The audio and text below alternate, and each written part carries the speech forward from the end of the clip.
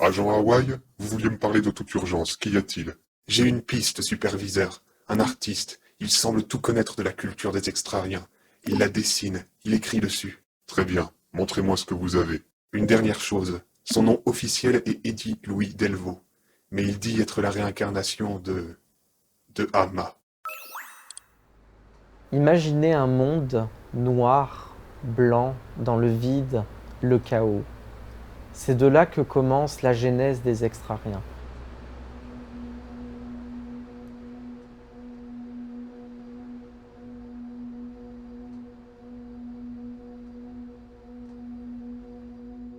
À l'âge de 6 ans, j'avais prononcé la phrase qui déterminerait ma vie.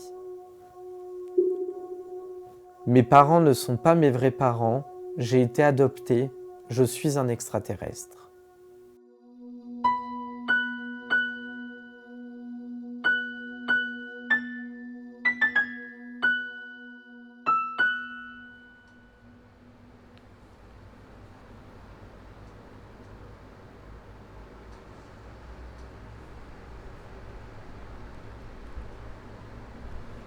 Quand j'étais petit, j'ai toujours ressenti une différence en fait par rapport aux autres enfants. On m'a posé en fait beaucoup d'étiquettes sur mon dos. Par exemple, le fait d'être un enfant égoïste, d'être un enfant pas partageur, d'être un enfant trop sensible, qui a du mal à se mettre à la place des autres. J'étais un enfant avec des émotions très fortes, où la moindre chose en fait pouvait prendre des proportions x10. J'étais un enfant très très obsessionnel. Quand j'avais un univers, en fait, je rentrais dedans totalement et ça excluait en fait tous les autres. J'étais soit un enfant qui était le chef et qui disait il faut jouer de la manière dont je veux, avec la passion qui m'intéresse, ou alors j'étais complètement rejeté. Donc les enfants, en fait, c'était très simple, c'est que j'avais très peu d'amis. Les très peu d'amis que j'avais, donc ils suivaient mes jeux à la lettre, et tous les autres me rejetaient en fait. Tout s'est toujours déroulé naturellement, c'est-à-dire naturellement les enfants n'étaient pas compatibles avec mon fonctionnement. D'entrée de jeu, les enfants me mettaient à l'écart, et cette souffrance de rejet, je l'ai toujours vécue. Je la vis beaucoup moins aujourd'hui, mais en tout cas, je l'ai énormément vécue, que ce soit dans l'enfance, l'adolescence, le début de l'âge adulte.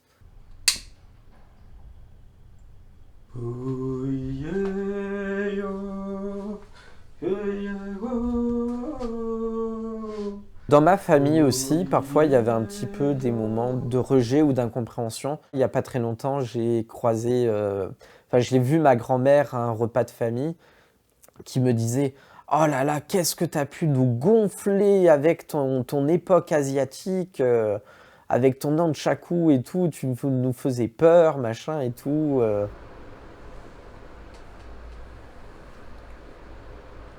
Dans la période asiatique, je voulais me faire brider les yeux, devenir moine Shaolin et partir en fait au Vietnam. Et ma grand-mère m'avait même dit bah oui, mais tu serais pas triste sans tes parents, sans... Et j'ai dit ah non, pas du tout.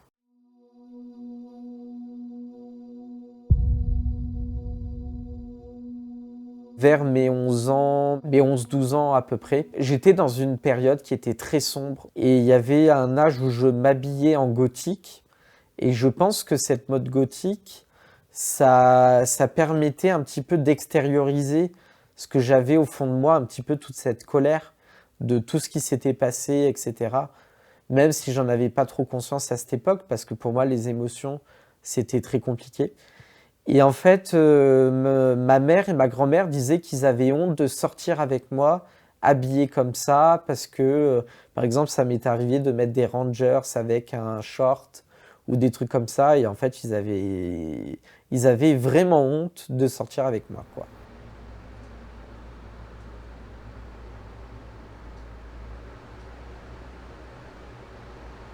Quand on est enfermé dans une bulle, c'est-à-dire dans la bulle où j'étais, on se rend compte à la fois qu'on est rejeté, on se rend compte à la fois qu'il y a quand même un décalage, mais la bulle où on est, c'est quand même notre normalité. Donc pour moi, c'était normal d'être dans cette bulle. Et d'ailleurs, c'est les moments les plus heureux, cette bulle, en fait.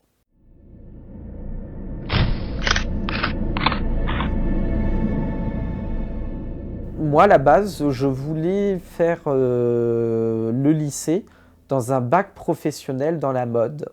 Donc à la base, j'avais été dans ce lycée pour faire de la mode gothique. Et en fait, quand je suis arrivé dans ce lycée, en une semaine, j'ai changé du tout au tout. J'ai jeté tous mes vêtements gothiques et j'ai changé totalement. Et ma mère, là, était complètement étonnée. Alors, elle était très très contente parce qu'elle se disait, ça y est, enfin c'est fini, voilà.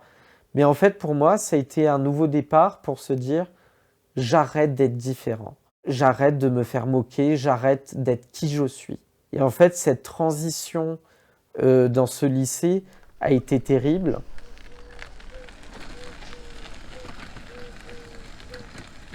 Même quand on est une autre personne, un autre personnage qu'on se fabrique, c'est-à-dire là, je devenais le personnage à la mode, même en étant à la mode, les gens vous repoussent quand même. C'est ça qui est fou.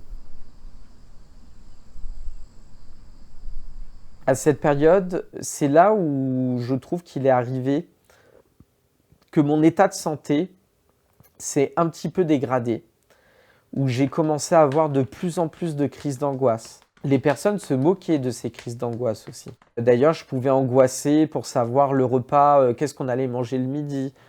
Pour les contrôles, par exemple, à chaque fois, j'avais une crise d'angoisse. Tous les mardis, pendant les examens, je ne sais pas pourquoi, mais je saignais du nez. Et on devait m'évacuer, voilà. J'ai essayé de m'adapter aux autres, mais en contrepartie, c'est à ce moment-là que les crises d'angoisse sont arrivées.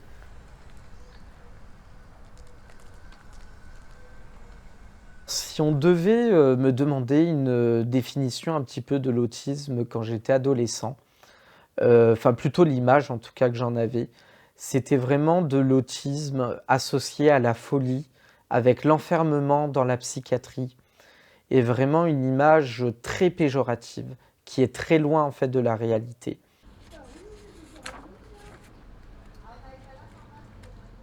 Le souci, c'est que ce type de vision qui est véhiculée par les médias, par la presse, etc., empêche d'avoir accès au diagnostic. Parce qu'à l'adolescence, croire qu'on est fou, qu'on est mal dans sa tête, qu'on n'est pas bien, etc., ça ne donne pas envie d'aller voir un médecin. Et ça, c'est très grave et il y a des conséquences. Les conséquences, c'est que j'ai été diagnostiqué à l'âge adulte. Il y a un sentiment de rejet depuis l'enfance jusqu'à maintenant. Il y a de l'incompréhension de la différence de la part de la famille et de moi-même, donc aucune adaptation au handicap. Les suivis, les soins médicaux retardés, car pas de suivi avec des spécialistes de l'autisme. Des problèmes avec la construction identitaire et de la personnalité, avec un masquage social. Des crises autistiques beaucoup plus violentes et beaucoup plus présentes. Des troubles psychiatriques associés qui se développent. Il y a aussi des problèmes de santé divers, des envies suicidaires, la dépression. Et chez moi, il y a notamment un trouble bipolaire avec des symptômes psychotiques.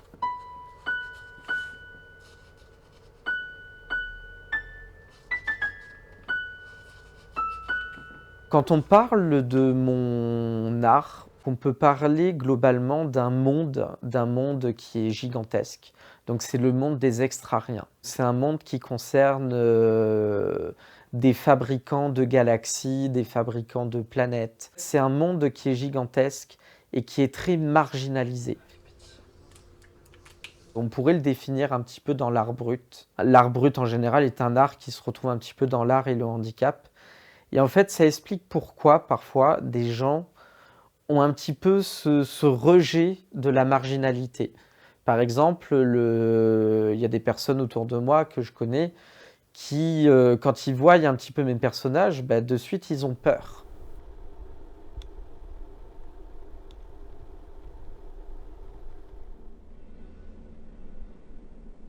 C'est un art, en fait, qui a une histoire. Et quand il y a une histoire, C'est déjà difficile de faire plonger les gens dans cette histoire. Moi, mon monde en particulier, c'est un monde auquel je crois. C'est ma vraie croyance. Et c'est moi, ça me représente.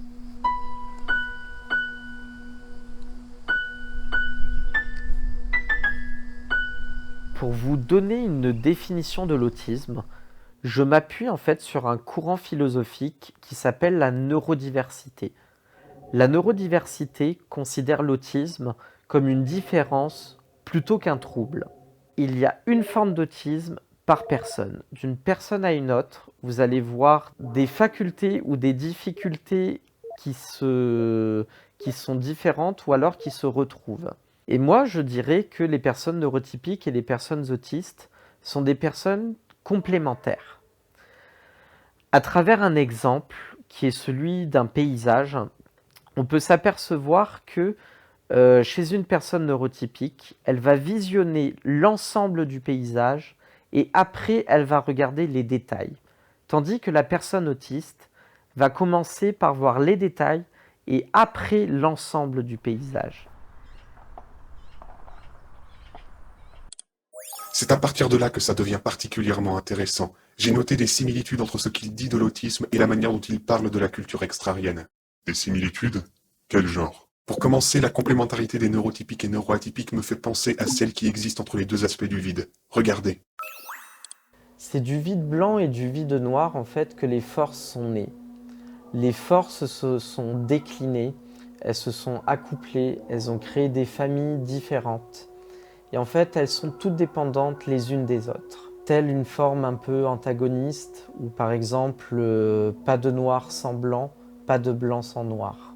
Pour vous citer un exemple, on va partir de la famille des forces de l'eau.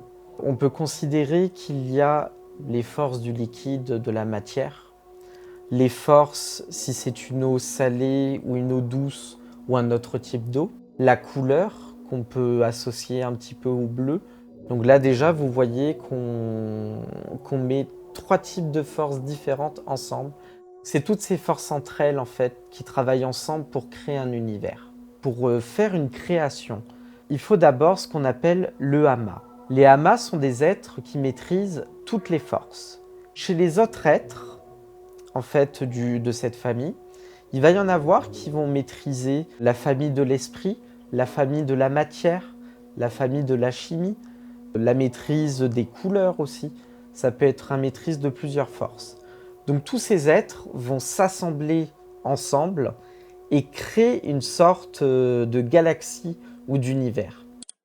Fascinant. On retrouve aussi la notion d'interdépendance et de diversité. Exactement comme avec les forces. Ce n'est pas pour rien que la même symbolique est utilisée. Avez-vous autre chose concernant les forces? Justement, nous y venons. Je vais vous énumérer 7 sphères de traits qui composent l'autisme. Mais je vais vous parler tout d'abord de cette première sphère qui va expliquer toutes les autres, en fait. Donc cette sphère, c'est ce qu'on appelle les intérêts restreints ou particuliers, ou les deux. On peut avoir les deux.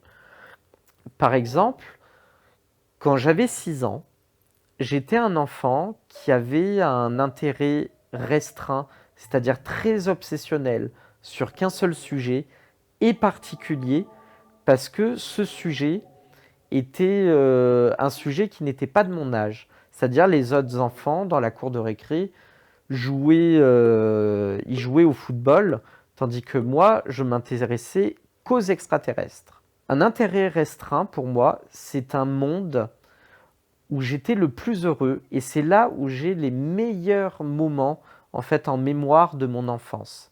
Mais à la fois, c'est ce qui m'a isolé le plus des autres enfants.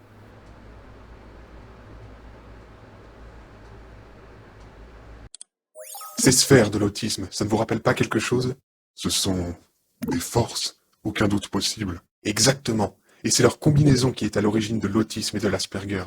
Et cette première sphère, cet intérêt restreint, serait-ce la force qui permet au Ama de créer des univers? Attendez, je crois que j'ai quelque chose là-dessus. Oui, il y a cet extrait qui parle d'Humé et d'Elaiforg. Regardez. C'est toutes ces forces entre elles, en fait, qui travaillent ensemble pour créer un univers. Elles ont commencé à créer ce qu'on pourrait appeler la première planète, qui se prénomme Humé. elle est constituée de deux faces. Donc une face de la création et une autre face du vide et du chaos. Comme sur Terre et plein d'autres planètes, il y a eu des évolutions avec des peuples qui sont apparus, des peuples de plus en plus complexes. Les êtres complexes, avec différentes familles de forces, ont commencé à s'unir et ont formé un peuple uni qui se prénomme les Lifeorg. Pour vivre en maîtrisant les forces de l'esprit et de la matière, les Lifeorg sont obligés de créer en permanence. Cette obligation de créer qui pèse sur les Lifeorg, vous pensez qu'elle le fait aussi sur les Amas? Plus lourdement encore, c'est certain. On ne parle pas de juste créer de la vie organique, mais des galaxies et des univers entiers. C'est encore plus difficile, même pour eux, et pourtant ils le font. Et je crois avoir compris pourquoi. Donc les difficultés, c'est que ça peut donner ce qu'on appelle les autres sphères que je vais vous citer. Donc c'est-à-dire une différence dans les interactions sociales et la communication. C'est-à-dire jusqu'à maintenant, j'ai des difficultés en fait à me faire des amis de longue durée, des difficultés dans les interactions, à comprendre les autres.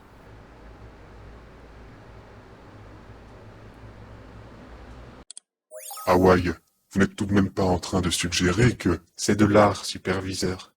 Les Amas créent des univers pour s'exprimer, communiquer, comme l'humain le ferait en peignant une toile. Mais ce n'est pas tout.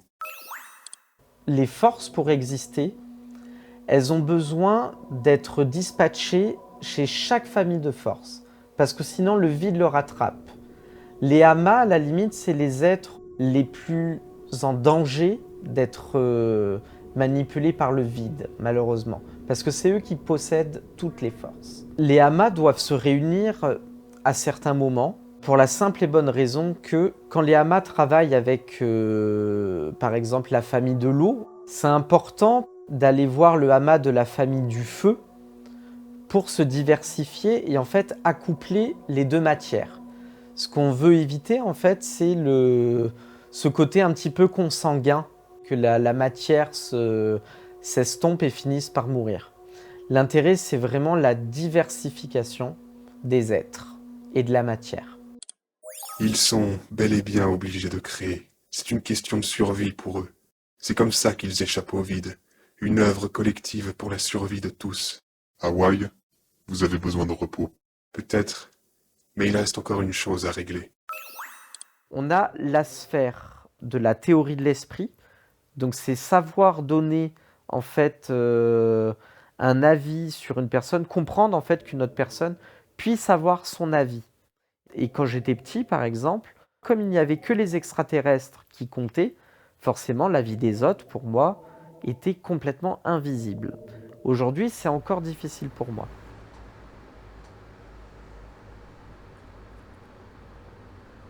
Après, il y a ce qu'on appelle l'empathie, qui peut être dans l'hyper ou dans l'hypo. Donc des difficultés en fait à ressentir ce que ressentent les autres, ou alors au contraire trop ressentir. Et là, c'est très compliqué. Chez moi, l'empathie, ça s'alterne. Il y a une grosse problématique dessus. Et par contre, quand je vais comprendre ce que ressent l'autre, je vais le comprendre d'une manière très forte et le ressentir très fort. On jongle en fait toujours dans deux extrêmes.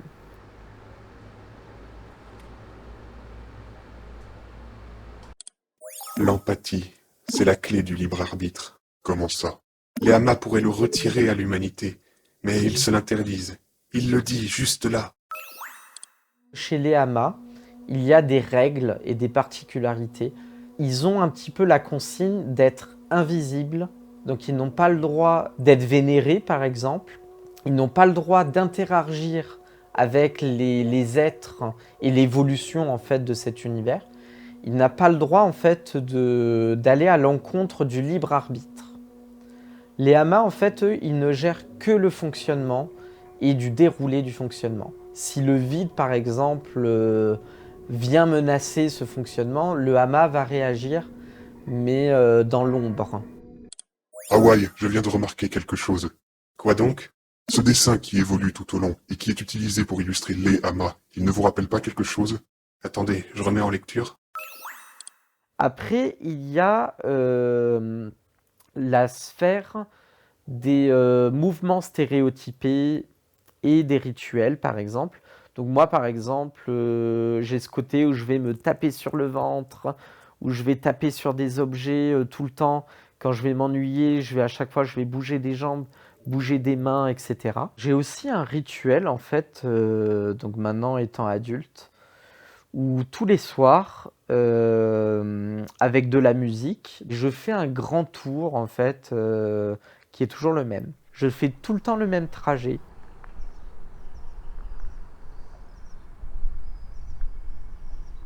Donc ça, c'est un rituel que j'ai qui me permet de me détendre et de prendre l'air, de réfléchir, en fait. Et c'est hyper important pour moi d'avoir ce moment dans la journée.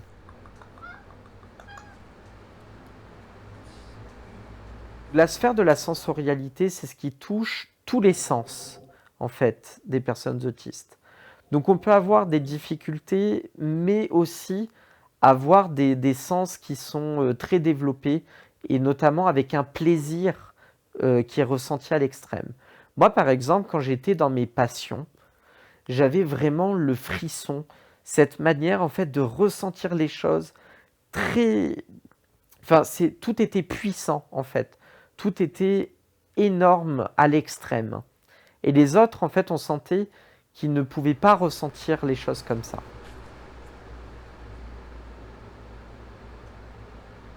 La sphère des émotions, donc qui est toujours dans l'hyper ou dans l'hypo-émotivité.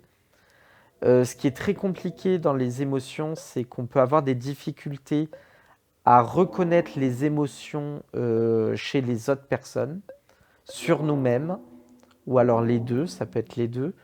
Et aussi, il y a le fait que quand on apprend les émotions, on peut avoir des difficultés à les gérer, donc des difficultés de gérance des émotions.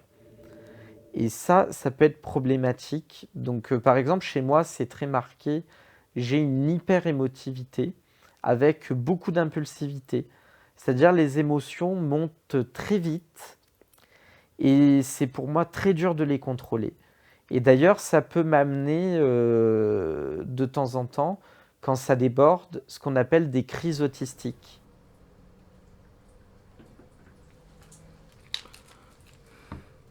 On peut le décrire comme dès qu'il y a une problématique ou la moindre chose, ça peut prendre des proportions x 10.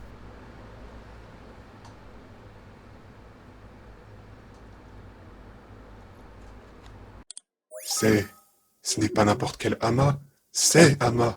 Vous savez ce qu'il vous reste à faire, Hawaii. Il nous a demandé de récupérer son carnet, alors faites-le.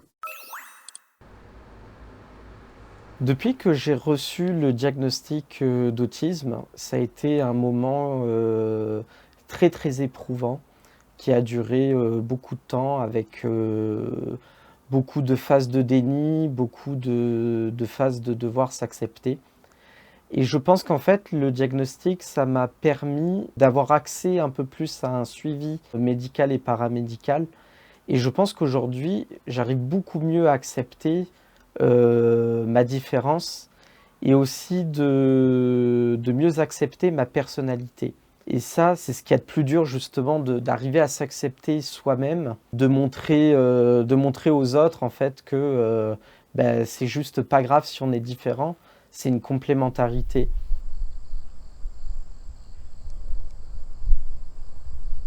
Le monde des extra-riens, pour moi, c'est une croyance personnelle. C'est pas, comme pourrait dire un petit peu mon public, c'est pas une sorte d'imagination basique qu'on pourrait voir comme ça. Il y a vraiment une croyance derrière en ces êtres, il y a vraiment une habitation dans ce monde. Et en fait, pour moi, j'ai un petit peu une volonté, justement, c'est d'amener le monde et mon public, en fait, à aller étudier justement un petit peu cette histoire, d'aller transmettre d'ailleurs un petit peu les valeurs extra-riennes, de transmettre un petit peu leur savoir. Je pense qu'il est surtout important, c'est d'arriver à aller au-delà de la technique artistique et d'aller au-delà de, par exemple, je trouve que ton art, il ressemble par exemple à Robert Combas ou alors à Picasso ou à un tel. Moi, je trouve ça un petit peu dommage qu'on passe à côté de l'histoire justement de ces mondes. Et j'ai envie d'interroger les gens justement à se dire qu'est-ce qui se passe dans cette œuvre, qu'est-ce qui se passe dans ce tableau.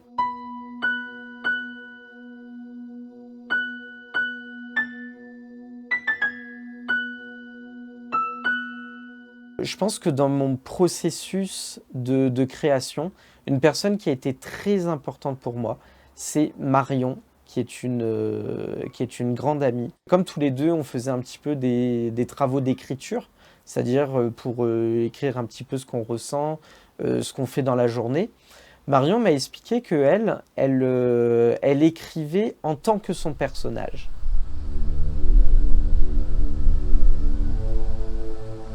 Cette solution, ça m'a permis d'incarner beaucoup plus facilement mon personnage, de se trouver beaucoup mieux parce que pour moi ça sonne plus juste.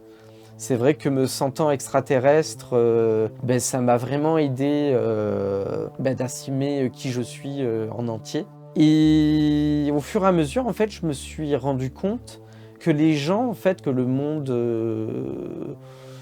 de l'art, en tout cas, le public et tout, les personnes ne sont pas réfractaires, en fait, à ce monde un peu particulier. Au plus j'en parle et au plus je l'assume, et au plus je me rends compte que les gens rentrent un peu plus dans mon univers.